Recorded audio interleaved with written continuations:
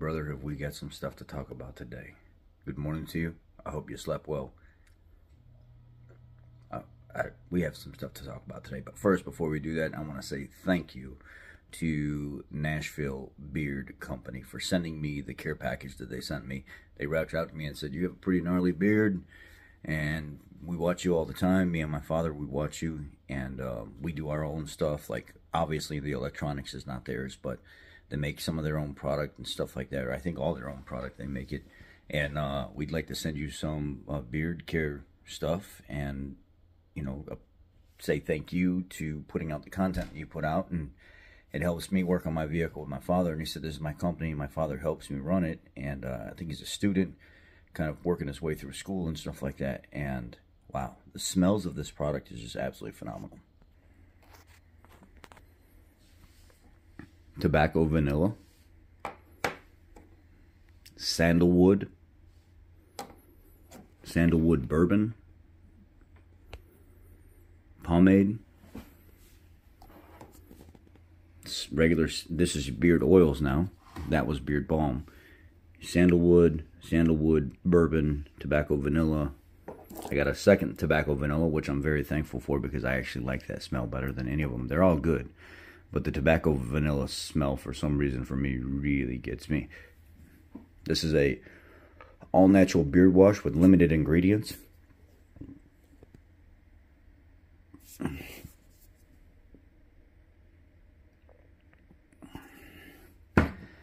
Beard brush, beard comb, little beard trimmers, carrying case.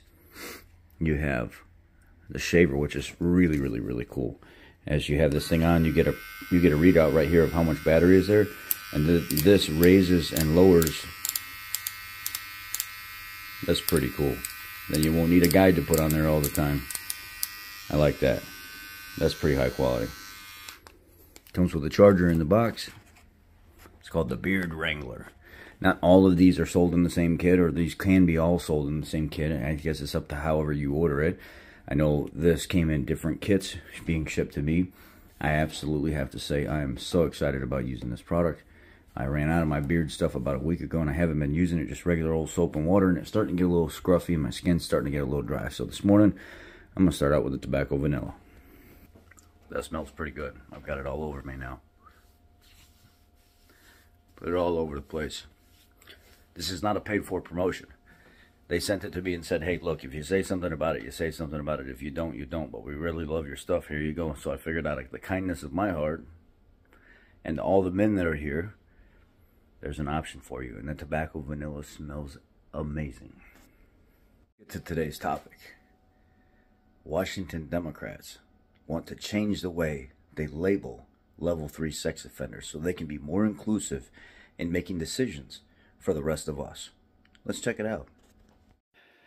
Democrats in the Washington state legislature have introduced a bill that would replace the term sex offender in an apparent attempt to avoid defining a sex offender by their crime. House Bill 2177 passed would change the name of the Sex Offender Policy Board, or SOPB, to the Sex Offender Policy Board. The bill also adds a convicted sex offender to the board, as proponents argue the offender's lived experiences are invaluable.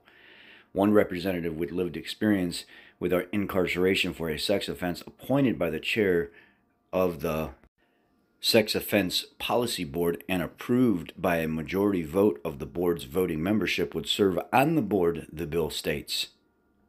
This is absolutely egregious. This is disgusting. To be able, so Washington Democrats want there to be a change in the way sex offenders are labeled, and they want them to serve on boards and committees and stuff, and they want them to be more inclusive because their ideas and their invaluable knowledge of why and how is so important too. So let's let them commit crimes, and then let's change the status of those crimes so they're not followed by those crimes. And then what's next? They don't have to register? Then what's next? Being a sex offender becomes illegal? How many children and women are going to get raped? How many people in the future are going to get hurt by sex offenders, and then the law change because they need to be more inclusive, and the information that they hold is invaluable. I've got an idea for you. I can't say it on here, but I think you know where I'm going with that. Look up House Bill 2177. Absolutely disgusting. The Republican from, there wasn't a Republican opposing this, saying that this doesn't make any sense. This is disgusting. But the Democrats are trying to push for it. In Washington, the people that represent us. So what? When the illegals start committing crimes, and which they already have, there's already been people killed by them in sex type altercations with people, rapes and stuff like that. Are we supposed to just say, okay, is this a way for them to slowly start changing laws state by state? First, they want to take our weapons away from us. They want to disarm us. Then they want to flood the country with illegals. Then they want to start making all these laws where all these sickos and stuff like that have rights that everybody else has because, well, their information is invaluable. That's what we should be doing for them, because they're human beings too, and they have feelings. Remember years ago, there was a group of pedophiles that had their own little group, and they were trying to be more inclusive. They were trying to be considered the same as everybody else in the community because they can't help the way they feel about children. And they were supposed to do like that Omega symbol as their group emblem. And they were talking about that 10 years ago, about being more inclusive and being accepted because they can't help how they feel. No, absolutely not. It's happening, folks. It's happening right now. And if you don't see things changing and you don't see the laws trying to be pushed more and more, and look what HB Pritzker just did. Cut all the money for those people that have... Senate Republicans are demanding that Governor J.B. Pritzker reverse the course on a plan to reduce service hours for adults with intellectual and developmental disabilities who live in group homes, claiming that cutting hours will increase problems at the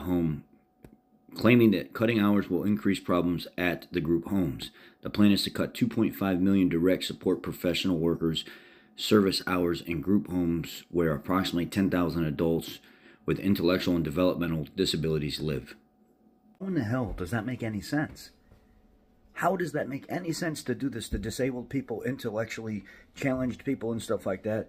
To go ahead and say, you know what, we're going to cut the money with Americans, with disabled people here to help them live a better quality of life. We're going to cut the money from all of them, but we're going to continue to giving it to the illegals coming here to Chicago.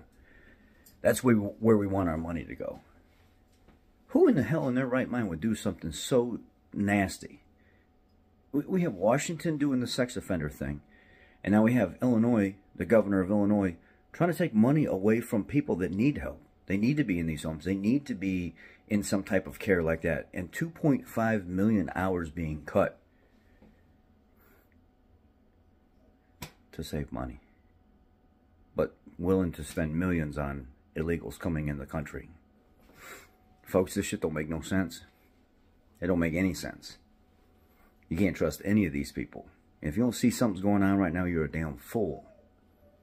Anyway, I hope you all have a great day. That's the update.